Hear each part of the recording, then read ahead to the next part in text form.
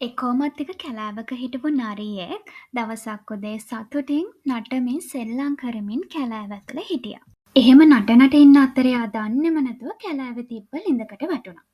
එයා ගොඩක් උත්සාහ කරත් එයාට ළිඳෙන් නම් එළියට එන්න බැරි වුණා. ඉතින් මෙහෙම උත්සාහ කරමින් ඉන්න අතරේ නරියා දැක්කා ඒ ළිඳ ළඟින් එළුවෙක් යනවා.